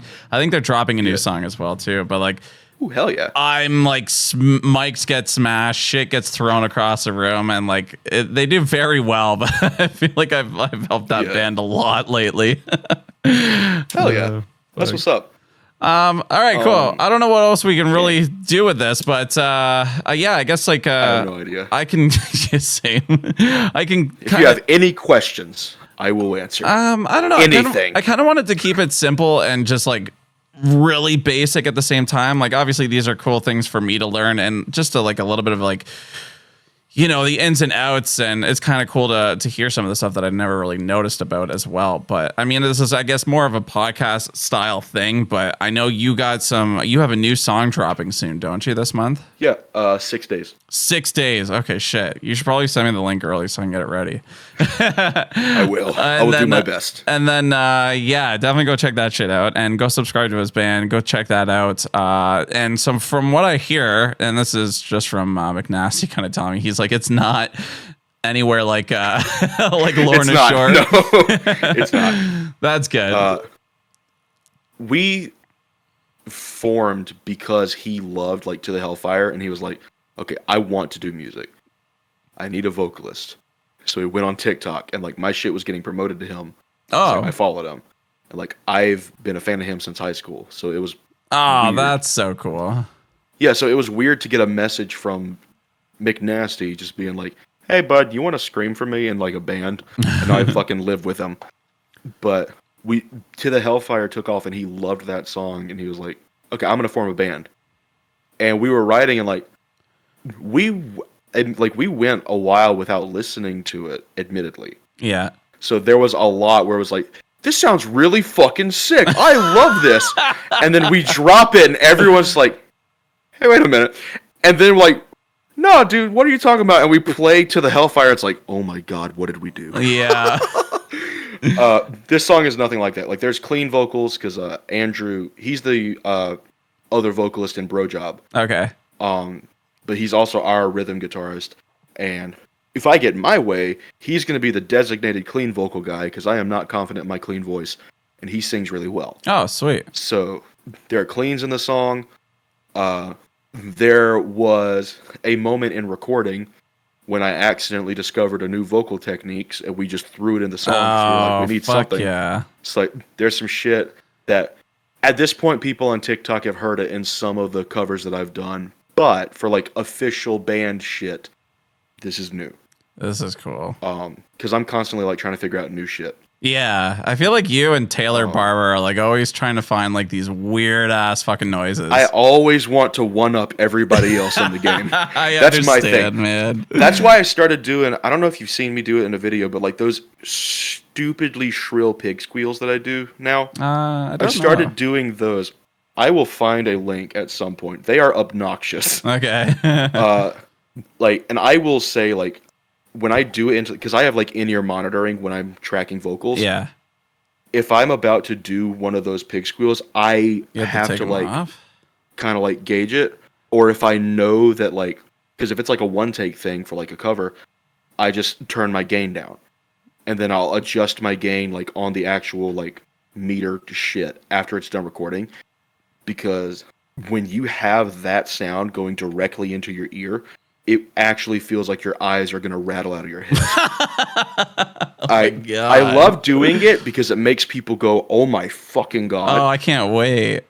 But yeah, it's fun to do, but like, goddamn. And that's why I did the whole like gurgle thing where it's like, yeah, that. And like, I'm always wanting to do like that one weird thing that not everyone's heard, that maybe people who like watch my shit have never seen before. So that's why I'm constantly like trying to figure out new shit. I'm like, have I ever done this? Have I ever done this? Have I ever tried doing this with this? And it's like, eventually I'm going to run out of shit to do and I'm going to be boring. But until then, I'm going to keep trying new shit. Hell yeah. Yeah, of course, like, man. I wouldn't expect anything less. Because I love those like what the fuck reactions. Yeah, those ones are the best for sure, especially for someone that does it for a living. Yeah. Oh, like I toured with Brojob, like that's who I was on tour with, and they have this song called Attack of the Bluebirds. And the breakdown of that song on the album is just like this stupid like gurgling like type of thing, because that the week, I think it was either the week before or the week of that they were doing vocal tracking, me and Andrew were talking, and he was like, it's like, what's like the weirdest genre you listen to? And I was like, I'll fuck with porno grind pretty good. It goes well with Brojob. Yeah, it's a very, very, very like crude, abrasive genre of music, but I think it's funny. Okay. So I sent him a band called Torso Fuck, and he was like, so how do they do their vocals? I'm like, well, this is this. So he threw that in the song.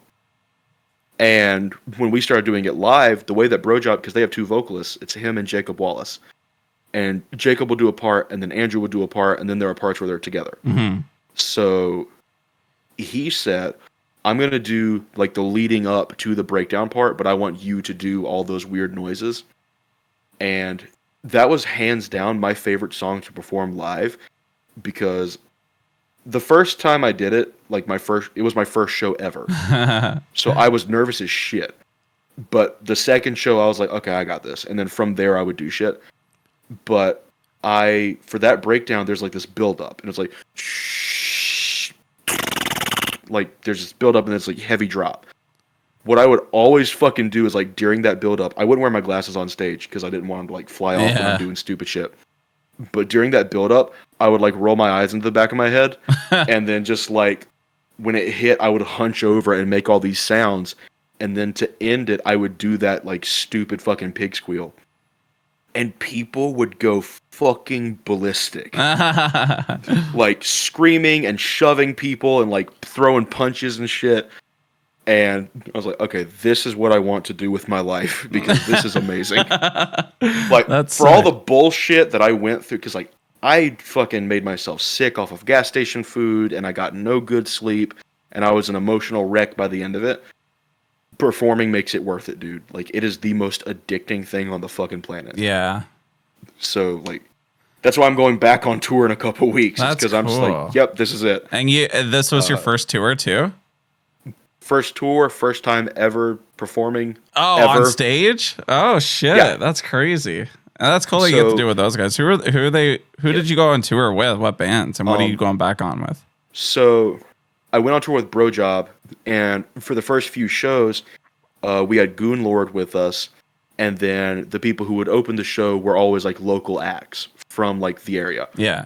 But it was us and Goon Lord, and then they did like the first 3 shows with us, and then the last 2 were just us. But the last show got canceled because of weather, which sucked. I was so looking forward to doing that one because it was like a festival.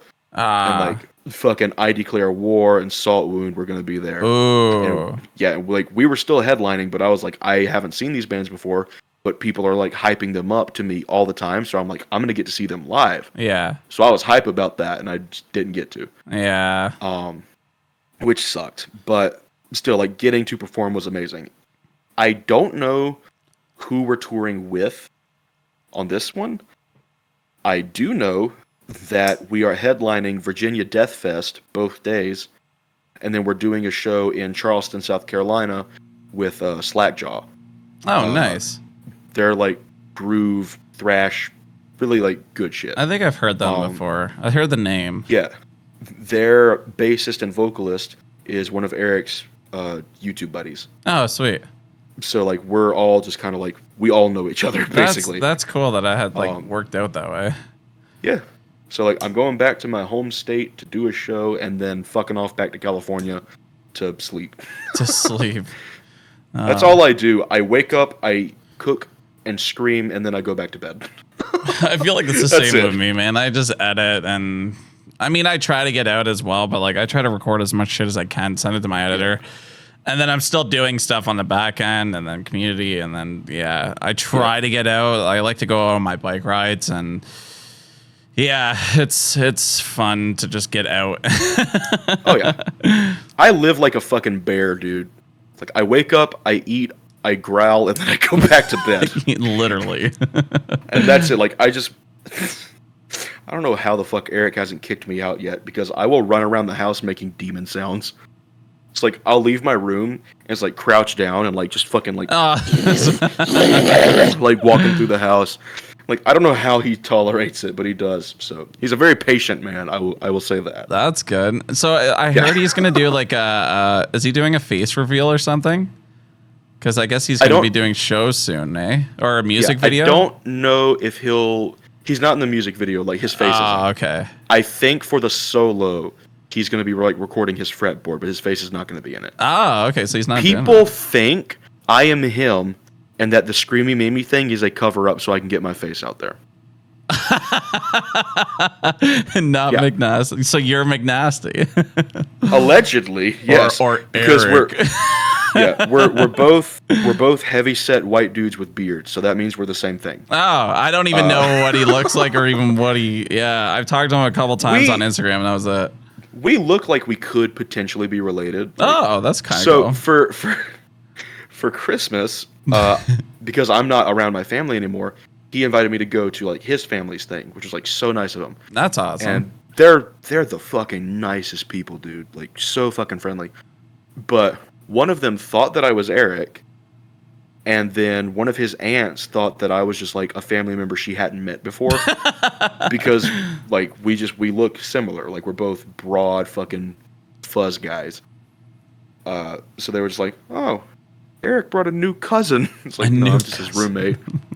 I was like, so there are a lot, like a disturbing amount of people who are like, I get DMs about it, being like, so is this a cover up for McNasty? And they expect you to tell you. McNasty. Yeah, like they expect me to be like, yes, I am McNasty. Yeah, don't tell anyone. Obviously, I'm not. And it's weird because like our voices are nothing alike. Like nothing. Yeah, alike. Honestly, I didn't even know who he was when I did your reation and stuff. People were in the comments saying like, "Oh, this is McNasty's band." I'm like, "Who the fuck is McNasty?" Yeah, that's why it had so much like traction, like right off the bat, like him. Yeah, being, like, it made sense. I rewatched really the reaction too before I jumped on with you, just to kind of refresh myself with like what everything was in that reaction. But it was kind of funny because I'm like, who the fuck starts a band with 10,000 subscribers? What the fuck is this? Yeah, it was because of Eric. And Yeah, dude, it is disturbing how many times I've had to say, dude, no, I'm not McNasty. Never have been. I'm not gonna be. Like, we're roommates. Yeah. That's it. Does he plays Minecraft? Is that what he is? I think so. Sometimes he just plays whatever with his friends. Oh, okay. He's like a funny moment guy. Like, he plays games with his friends and like just posts the jokes and shit. Okay. Like, while they're I playing. thought it was like more of a Minecraft kind of thing. I was gonna be like, yeah. No, a lot of what he plays is like first person shooters, but like he's started to do like party games and shit, like Mario Party and like Rubber Bandits and shit like that. Okay. But yeah, like, so we don't sound alike. Our hair color is not the same, and he's like 6 inches taller than I am. Oh, really? He makes me feel like a child. Like, I'm 6'1". He's like 6'6" or 6'7". Are you guys the same age? But I have to. No, he is 10 years older than I am. Oh, so he's about my age then. I'm the youngest person in the band.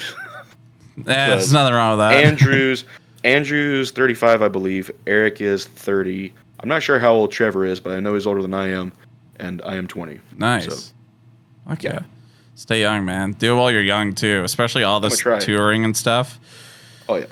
And if something does go wild for you guys and, you know, you have the experience, you'll be ready for it and you won't be an old fart like I am. Like, man, if I ever got asked to, like, go somewhere and, like, go do a tour with a band just to, like, video or vlog or something the whole time, I'd be like, man, I'm fucking too tired for this shit. I would love to go fly out to, like, festivals and stuff and do vlogs. I think that'd be really cool. Yeah. I would love to get on Blue Ridge. Blue Ridge Festival, I would love to, like, get sponsored by them to, like, vlog the whole thing, but... Yeah, I haven't even tried to like do anything like that yet. I will say like when I got the phone call from Andrew, I pick it up. I'm like, "What's up?" Because again, he's in Brojob. Yeah, and he was like, "Hey, guy, I have a serious question." I was like, "What's up?" Because I'm thinking like, because he sounds distraught, so I'm like, I'm getting kicked out of the band, or he found my internet history or something, and so he's just like. There's an emergency and we need you on tour. I was like, okay, when's the tour? He's like, Tuesday. And it's like Saturday. So I'm thinking like, there's no way in fuck he's talking about this Tuesday. Yeah. It's next Tuesday. I was like, so that'll give me a week to memorize the set. Everything's good. So I'm like, absolutely. I was like, cool. And a few minutes goes by and it was either I texted him or we were still on the phone. But I was like, so by Tuesday, you mean like... the 30th, right? And he's like, no. I mean the 23rd. And I'm just like this Tuesday, the 23rd. He's like, yes, that is the first day of tour. I'm like, fuck. He's like, can you do it? I'm like, yeah, man. I can do it. I said, yeah. Fucking bash your head later, but. Yeah, I was like, what? I hung up and I was like, what the fuck did I get myself into? This is either going to be the best thing ever or it's going to be shit. Because like the only person in the band that I knew up until that point was Andrew. Like I had a limited interaction with Trevor and Jacob. But Jacob wasn't even going to be there. And like Trevor, I don't know if he was just being nice to me and that like he secretly thinks I'm annoying as shit or something. It's like, I was worried that I was going to get in this van and everyone was going to despise me. Luckily, that didn't happen. And we all got along and we're all buddies and it's awesome. That's good. But there was definitely like that social anxiety of like, these are new people. I got to get a beat on all their personalities. I got to figure all of them out. Like, what the fuck am I going to do? Yeah. And then I have to get on stage with them and they're used to working with professionals. So if I fuck up, that's it. But they were all just like, dude, you're fucking cool, man. I like you a lot. Let's go to the gas station and get chicken. Get chicken at the gas station? Oh, hell yeah, man. It's not like here. We don't have chicken at the gas station. Bro, gas station chicken, like gas station food in general, not like snacks that you get off the shelf, like hot gas station food. Is the most delicious thing in the world. Like, hands down, it is better than any 5-star restaurant on the planet. But... it will fucking poison you if you do it wrong. Oh, if you do it wrong. There was this like chicken roll thing where it was like a roll. When you don't know what it is, that's a problem. Well, it was like minced chicken, like you would use for like a chicken nugget or something, but it was in a tube and it had like cheese in it and it was fried. And my fat ass was obviously like, dude, fucking fried chicken in and it's in a tube? tube. Hell yeah, man, sign me up. Shove it in me, bro. Yeah, so I get this thing, and it's like 3 a.m. because we just got done with a show. And I walk outside, and I pick it up, and I bite into it. And you know how, like, if you bite into, like, a chicken nugget that's made out of, like, minced chicken, it has this, like, spongy look, where, like, there's all these, like, little holes in it. Yeah. I bit into it, and it was smooth. Like, it looked like glass, and I was like, it wasn't glass, obviously, but, like, it was as smooth as glass. And I was just like, that's not normally how that looks, but I'm going to give it the benefit of the doubt and say it's just a very dense roll. And I ate it, and I'm fine, and then, like, an hour goes by, and I'm like, there must have been razor blades in that, because I feel like my insides are bleeding. This is terrible. So, and I didn't want to be that guy who's like, hey guys, can we pull over so I can die on the side of the road? Oh no. So I just like, and you know what's fucked about it? The drive that we had that day was 17 hours of driving. So I was just like, I was laying on top of all the bags of merchandise, because like we made like a makeshift bed back there for between shows. And I'm just like sweating. And I'm just like, oh my God, I'm actually going to die. This is terrible. What have I done? This was a mistake. And like, you would not believe the bruises you get on tour too, man. Like, I came back home, my arms were covered in bruises, my legs were covered in bruises, my back was covered in bruises. Were you in the pit at all? No. You're like, when you're on tour, you're constantly like, if you're doing like your own setup and teardown, you're constantly like hitting pointy metal things. And then if you do what we did and you sleep in the back with all of the instruments and the merchandise, you're going to roll over and get stabbed by a fucking drum kit. Yeah. And then wake up because there's a fucking piece of steel in your kidney. You're going to be like, what the fuck is going on? And you forget where you're at and you just have a heart attack, and it's just terrible. Like, as hellish as I make it sound, I promise performing makes it worth it. I bet it does. I bet it does. Like, all of that pain and shit. And I'm down to do it again in 2 weeks because of how fun performing is. Fuck yeah, man. You're going to have an awesome time. What states are you going through? See if anybody catches a stream. And So we're going to North Carolina, and then Virginia, and then back down to South Carolina, and then just we're going home after that. Oh, okay, a couple shows. All right. Yeah. Because Virginia Death Fest is a 2-day, and we're headlining both days, if I remember right. Okay. And then we're going to the Purple Buffalo in Charleston, and then just back home. Basically. Sweet. No, that's cool. That'll be a lot of fun. At least you don't have to travel. If you're playing at one spot for 2 days, then I guess you get to not set up, tear down for a second. Yeah, like just you get a hotel and like you get to just chill out, and I'm really looking forward to like being able to sleep in a bed on this tour. Yes. Because we slept in the van. So I'm just like, dude, fuck. Yeah. Beds, I need. I think I've done a tour like that just across Ontario, and we did the van thing. We did a hotel once. We got to like Quebec, but yeah, it's a lot of fun for sure. I think I have like an old tour video too when I was like that age, and we were like throwing candy, running around a fucking hotel room, fucking like breaking shit. Like, we loved the Blink-182. I don't know if you remember their DVDs that they had. It was like Uthra Chronicles and some other weird tour stuff. Are you gonna get mad at me if I say I've never heard a Blink-182 song?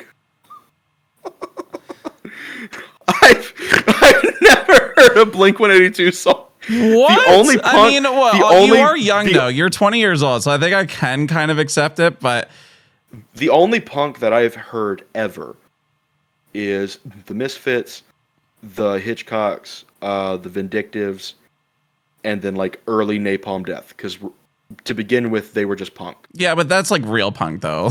Blink-182 isn't real punk. Well, like that's the only thing I can equate it to is like, oh, that's punk. Yeah. Well, this is also punk. But I guess I can understand from your age, and if you listen to like Cannibal Corpse and all that stuff as well, it's like, I can kind of see you not listening to it because they weren't really around all that much afterwards, since like, and they weren't as popular without Tom DeLonge in it. So I can kind of understand. Doesn't he like hunt aliens and shit now? Yeah, well, yeah, but he's back in the band now. Oh hell yeah! So but now he can hunt aliens while on tour. Yeah, basically. But there was like some like email leaks apparently too. I remember like kind of finding out about this, and like him and like Hillary Clinton were like like emailing back and forth about aliens. I didn't know that. Yeah, I think so. I'm pretty my sure. God. Don't quote me 100%. I don't have receipts to pull this shit up. But I know there was something where he was like, "Hey, I have footage of UFOs," and the fucking government was like, "Yep, that's an unidentified flying object. Yeah. We don't know what the fuck it is, and it's in the air." That doesn't mean aliens, but like it's unknown and it's in the air. And Tom was like, "Fucking aliens, dog! I'm gonna teach people how to hunt these things." yeah, and then he started like To the Stars or something like that, which is like his company, and he started to do like this documentary thing, and yeah, it's a whole fucking thing and a half. I mean, it's great, it's entertaining as well. I mean, I love Tom DeLonge and never will forever, but it's just fucking shits and giggles, man. Well, dude, thank you so much for hanging out. I know we didn't touch this on much as we wanted to. Maybe we'll jump back in for round 2 and kind of like start doing some stuff. But I'll ask you a couple things off camera, and then I'll do some practicing, and then kind of add it into the video here. And I don't know what I want to do yet. I have something planned as we were going through this, and I'm like, we'll see what I can puzzle together. That's what we do here. We just fucking mash shit together and just call it a video. But yeah, if you want, I don't know if you want to close out the stream with anything, but guys, this is Screamy Memey. Go follow his stuff. I'll let him drop all his tags and stuff. Yeah, on TikTok, I'm Screamy Memey. On Instagram, I'm that_screamin_boy. On YouTube, I'm Screamy Memey. Like, Screamy Memey is just my thing everywhere, basically. Except for Instagram. Except for Instagram. Because my original account got, like, nuked. So I don't have it anymore. 3,500 followers, and it just got fucked to death. So I had to make a new one. Yeah. And you can't use the same name? No. No, that's because weird. it was already used. No. That account doesn't exist anymore, but like I tried being like Screamy Memey, and it was like, no, can't do that. Yeah, so it happens. It's probably up for grabs now, because I think they do this thing where like after a certain while, it's like, okay, that can go back into the cycle of like usable names. Yeah. So if you're on Instagram and you see someone called Screamy Memey posting my shit, it's not me. Don't do anything violent to them, but like if you did, I would be cool. It's actually McNasty. Plot twist. I'm McNasty. Little did you know. Awesome, man. Thanks for hanging out. Thank you guys for watching the video. Subscribe, like this video. Let us know what you want to see next. Maybe we'll do some more screaming stuff. I have no idea, but we'll figure it out. All right, toodaloo.